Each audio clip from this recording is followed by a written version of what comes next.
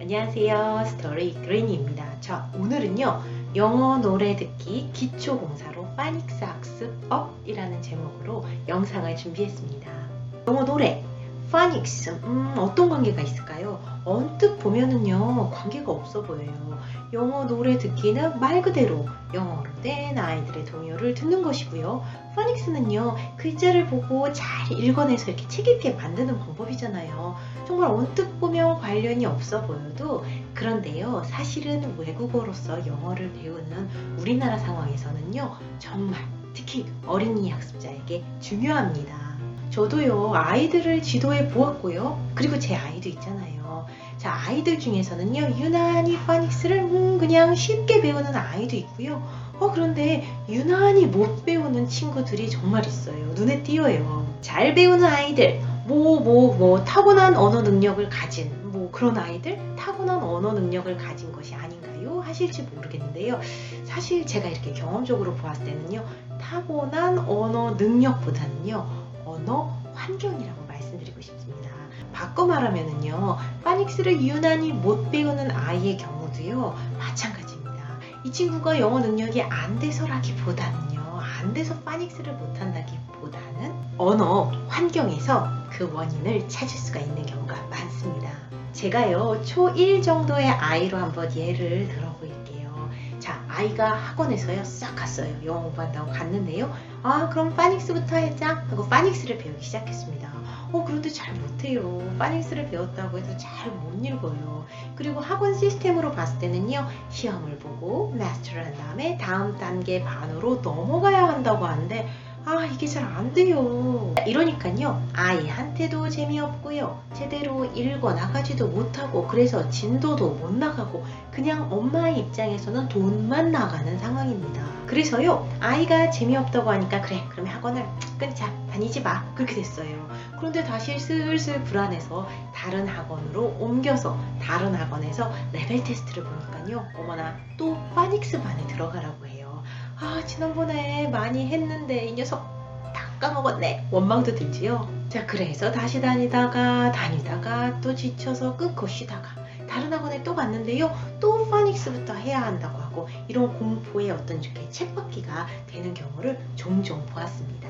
노래하고요 파닉스하고요 그 관계를 얘기하기 전에요 우리 파닉스 그 자체만에 대해서 조금 얘기를 해볼게요. 파닉스는요 언어를 배우는 첫 번째 방법이 아닙니다. 제가 이전 영상에서도 이런 말씀 드렸었죠. 자, 원어민 아이들의 입장에서 보았을 때 이 친구들이 영어를 잘 읽게 만들기 위해 고안한 방법이에요. 파닉스가요. 너 그 아는 단어 있지? cat 그게 이렇게 소리가 나고 각각 이런 글자가 된다? 대박이지. 그럼 거기다가 붙여봐. bat 그럼 부 소리 말고 르 넣어봐. rat cat bat rat 이런 식으로요 음성으로 알고 있는 소리를 나누고 나눈 소리에서 글자를 붙여서 소리하고 글자의 관계를 이해하면서요 글자를 읽게 만드는 방법입니다. 자, 머릿속에 있는 소리의 글자를 딱 붙여서요 글로 된 것을 이렇게 읽게 만드는 거예요. 그런 다음에 쉽게 규칙화하고 더 많은 글자를 그 규칙에서 도출해내서 읽게 만드는 것이죠. 자, 그래서요 우리나라에서 같이 이렇게 파닉스로 시작을 해서 단어를 외우는 것이 아니라 알고 있는 단어에서요 파닉스 규칙을 적용해가면서 철자와 소리의 그런 관계를 알고 그러면서 점점 수준을 높여가고 읽게 만드는 것이죠. 자, 여기에서요 그 머릿속에 있는 음성이 굉장히 중요해요. 원어민은 사실 자신의 말이니까요 이미 많이 듣고 그죠?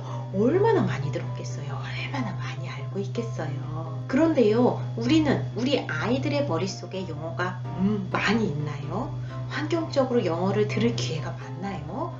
우리가 음성 언어는 제공해주지 않고 글자하고 소리하고 무슨 공식 맞추듯이 이렇게 한번 맞춰봐, 조합해봐, 그런 다음에 해독해봐 하잖아요. 이미 머릿속에 다양한 영어를 가진 그런 친구들은요, 비교적 그런 규칙을 잘 받아들이고요. 그 규칙으로 다른 글을 읽으면서 배운 것을 적용하고 그리고 조금씩 발전시켜 나갈 수 있는데요. 머릿속에 영어가 부족한 친구들은요, 영어랑 친숙하지 않은 친구들은요, 하나하나 다 외우고 또 그거를 붙이고 또 따로따로 떼어서 생각하고 그러다 보니까요, 잘 잊어버리고 단어 수준에서 머무는 경우가 많습니다.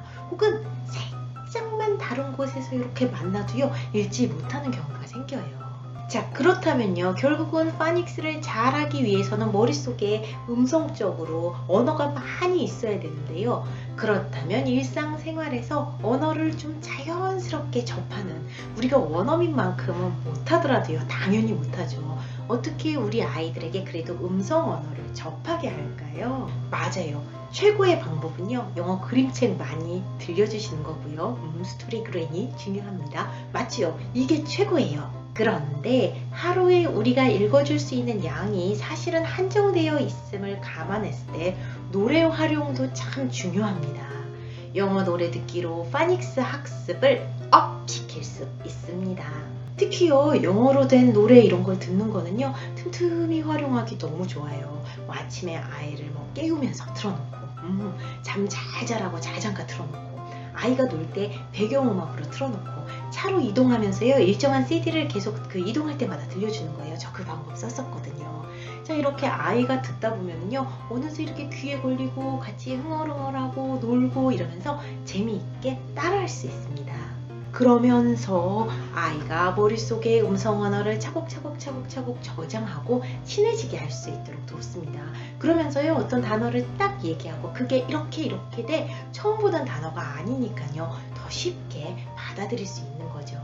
저장한 단어를 활용해서 파닉스를 배우며 소리와 철자의 관계를 규명하며 글로 된 문자를 읽어나갈 수가 있습니다. 뭐를 통해서요? 영어 노래 기초 공사를 잘 해놓은 거를 통해서요. 정리해서 말씀드리면 문자 언어 학습은 음성 언어에서 출발합니다. 그죠? 우리 상황에서 손쉽게 영어 음성 언어를 이렇게 아이한테 제공해 줄 수 있는 그런 방법 중에 하나는 영어 노래가 될 수 있겠죠. 그렇죠? 오늘 준비한 내용은 여기까지입니다. 자, 그럼 우리는요, 다음에 만나서요, 더 재미있는 이야기 많이 나눠요. 제 영상 끝까지 봐주셔서요, 정말 감사합니다. 감사합니다. Bye for now.